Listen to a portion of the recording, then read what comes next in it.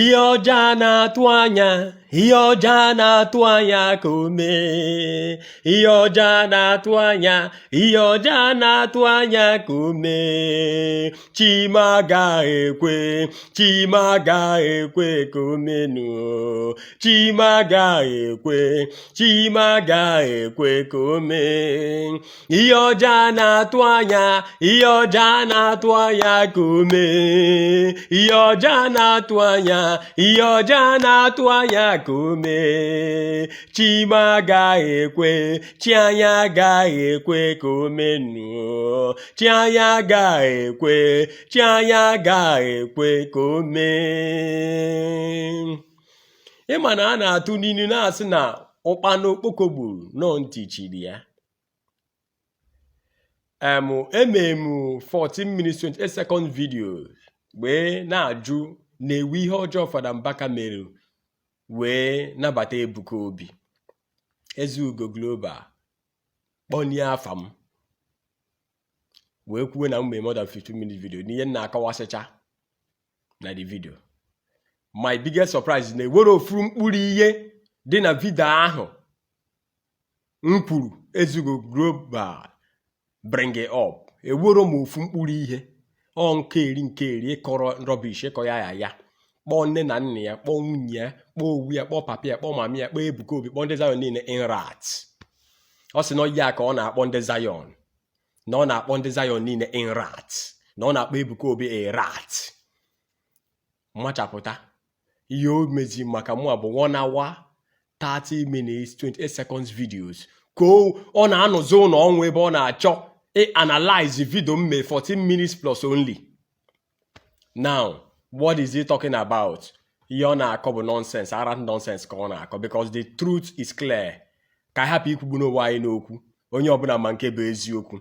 Ezugo Global, kedu oge iji mara Ebuka Obi ji wee bịawa adoration? It's not 2017, but I bet you with my life, I bet you with my chest that nas Ebuka Obi never started coming to Adoration Ministry 2017. Ebuka Obi has been a member of Adoration Ministry Lagos branch right from decades.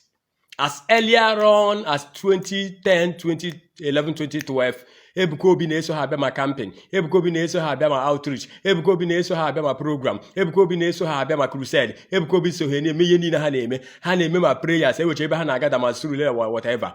The ministry started as Adoration Ministry Lagos branch. Meche ha emewezie ya okpoko ndị nke ọ na-ekpoko, mewezie ya as Zion outreach Lagos. Me ha na-eme house to house. One woman oge aha na nna biya eme the night prayer.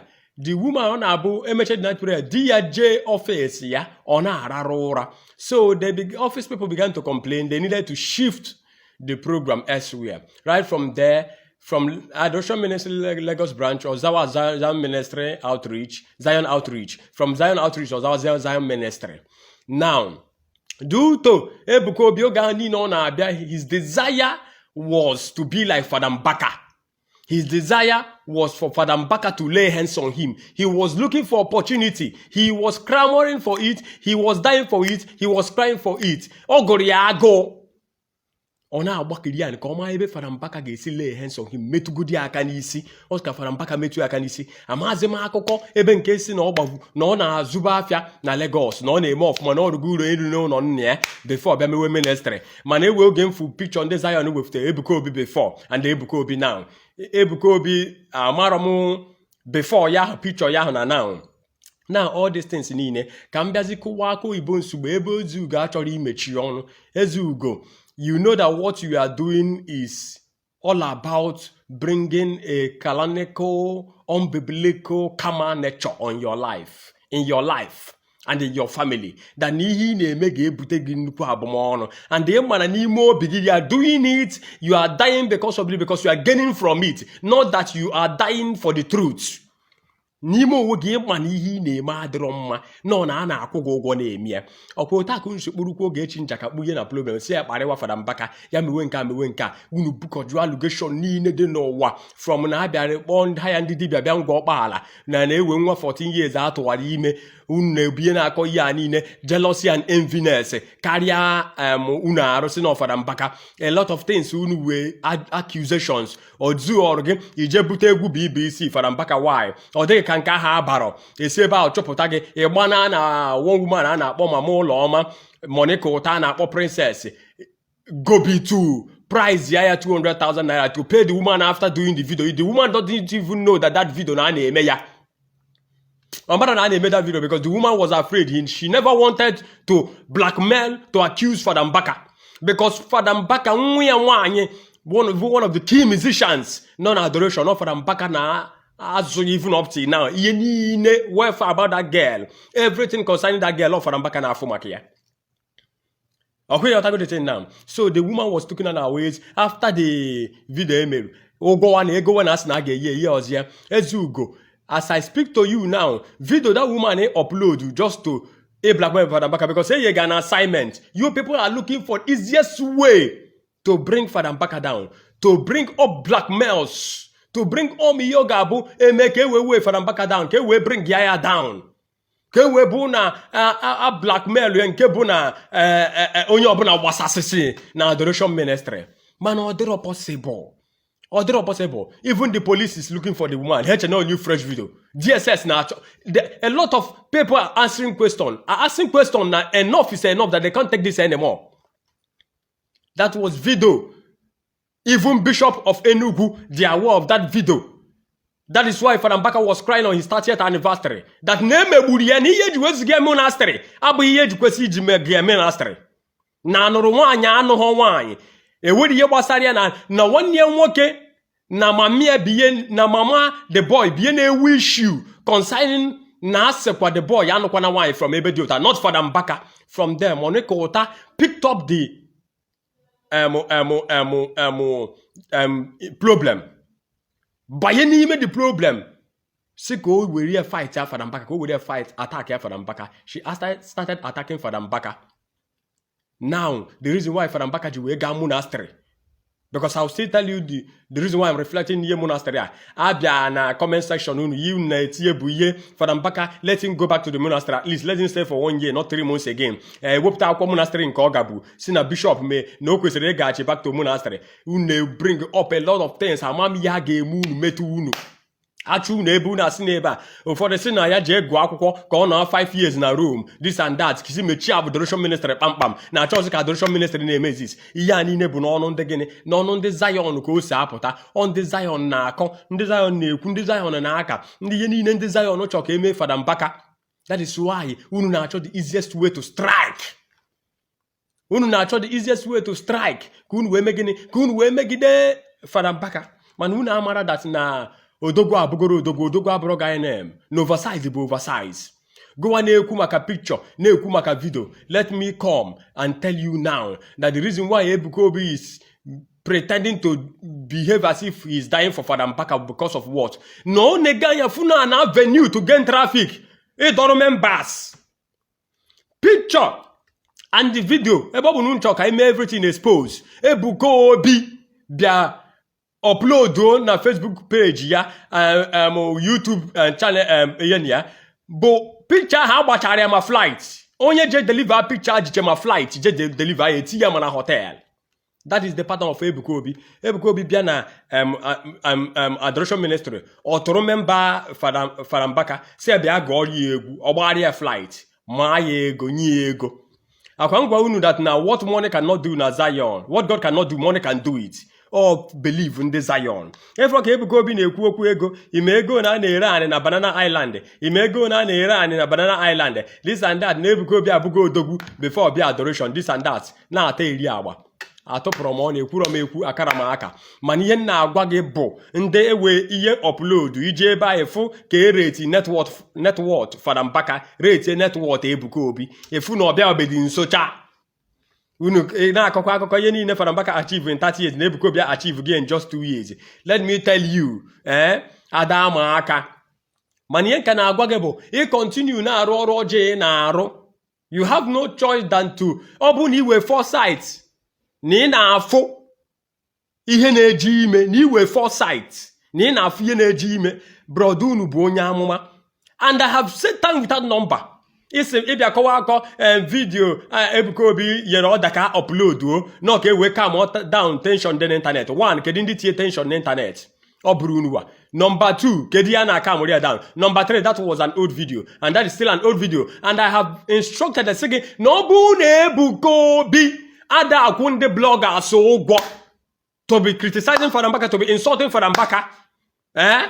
Let him come out on let him come out on a public live program, or one after live program, Hour of Mercy, or one after live program, money ministry ya put a live program, moya no na ministry ya kuo ya no yo buna ne criticize Fada Mbaka na blackmail Fada Mbaka ne atari image Fada Mbaka na aki aderia all the bonko hanya imanu kwataka pam na internet man, as far as not the bonko here that thing is still going on. Oh, we home here. There's no doubt about it. Oh, Dinka can the legal team, Zion minister, man like it. Because the direction this thing naga is a very dangerous one. It's a very dangerous one. Man, I'm by to that bridge I got across here. We are not afraid. If we get to that bridge, we are going to cross it. Otaka J Park, Governor Ezioku, Brother Paul Uchibo, and the rest of them, Ogechi Njaka, now those that decided to tarnish the image of Reverend Fada Ejike Mbaka. Too many of them has confessed to Mandane ye appreciation money se ha bia mewe advertisement mmanya sizemba na obu na acho ka ma advertisement mmanya na ha ge na sekwo ho ugwo nke aha obu na ambassadorship ka acho ka sign ya sekwo ho ugwo nke aha. A lot of things they involved. A lot of things involved nebu no. But my prayer is that you people will understand the damage. No kata na aju kedi conscience even desire na ano. You know kata even a comment section yi ga na afucha comment yi ga na afucha ebe ahụ. E na aju no human being na ede ihe. And these blind followers, these blind members, so-called blind members of Zion, I don't even know what will be their future from now till the next 5 years. Ndị niile unu wechekwe ma WhatsApp group oge nke Jek Park ha ebu na na-atakụlụ issue ofu onye nu chọrọ ịtakụlụ issue ya na-ekwe ha ntakụlụ unu ji maka emepe WhatsApp group onye kwuo eziokwu unu report on Facebook ya onye kwuo eziokwu unu report on TikTok ya onye kwuo eziokwu unu report on YouTube channel ya ihe anọ bụ ibute ego na-eke unu as exposed as the world is. Mmadụ apụta gwa gị sị gị na ihe dị ọcha na gị kwuo na ọ dị oji ikwete na ị ga-ekwu na ọ dị oji. Back to what I'm saying about picture. Ị na-akpọ nwa ikuku afa ewe ebe ọ gbara gị na nwa ikuku abụghị a big bug for life. Nwa ikuku is so much blessed. Ihe nwa ikuku wee no why until no chando no why man may we achieve. And I should tell you now that now I still stand on existing protocol. Ebe na same ministry ọ fụrụ aka ha bupụcha picture Fada Mbaka emechara agba enlargement. Makwa contract onye ye contract ime picture Fada Mbaka na big picture Ebuka Obi a contract ya mee enlarge bute with ihe Accusations na aka eri na Zion na adoration ministry culture ihe ọkọrọ oge a na ha na-ere picture a na-ere picture. Ebuka Obi bụ ihe amam ka ya na ijesi wee ga o weru picture. If the picture ada aga afia ọbụghọ na ịkpọsara afia na-achọ ka abịa go ya de egopu ya ifil onye ifugo market strategy na iwego marketing strategy no Fada Mbaka bụ ya marketing strategy ka ijiri strike ya ijiri strike ya work ọba ịpụtazie kpọrụ ma ndị egwu ya kpọgote kpọrụ ma injinia ya chief injinia ya kpọgote si ya bịa fisiere gị sound na Zion ministry. No matter what was mean Fada Mbaka exactly. All these things without the consent, without the permission of Reverend Fada Ejike Mbaka. He was swimming around inside adoration ministry. Oseba bayeba. But not that the same type of thing couldn't blame J Park off. Kedi na agbari na video make agbari kwa maka nka. Because unu choka e boyike. Fada Odin Kemere unu na afa. Amami unu na Fada Odin Kemere afa. Because Fada Odin Kemere noro undo today. I don't think that Ebuka Obi will be too bold to mention the name of Fada Odin Kemere. Because the people that knows you people right from background unu, the people that knows you people right from the background of Imo State will testify about your ministry statistic and how you started your ministry and your calling. ọkwa ịghọtago so Fada Ejike mere na-akpa afa Fada Ejike mere abụgo onye nwụrụ anwụ met his soul part rest in peace Fada Ejike mere bụ spiritual father ya ọ nakọta ọchịgị na one bishop kpọrọ ya show ya love sekpuru anị na-ebe akwa na-awụsị anya mmiri ya ọ bụrụ ihe ọkọta ka ọ ga-aka echi a man of God na-adịghị stress forward jee cheke vidio ya niile ọ bụrụ ihe ọkọta ka ọ ga-aka echi ebe onye ọbụla bụ spiritual father ya o wee more than 30 spiritual fathers so taa onye nke spiritual father ya achụpụ nke na-aga afịa aga ka aghọ akpụdatara ya and people thought that na Fada Mbaka anọchikwara onye asị ya gaa mewe ma ebe a sara ụkwụ ma ebe ekpere ekpere ma ebe a sị ya ịma mmadụ na-asị you are qualified ewee the video na-eme advert tietie ma billboard na Lagos ime ego na-akwụrụ onye mee rọnụ picture ahụ rọnụ enlargement ahụ budata ya Lagos etinye mana hotel gbara fly through and flow ọ bụ na owu na-ewe ha negative intention ebe ọ bụ na nchọ ka anyị kwuo okwu ka anyị rapụgodi na okwu a the part 2 of this video is coming up. Thank you.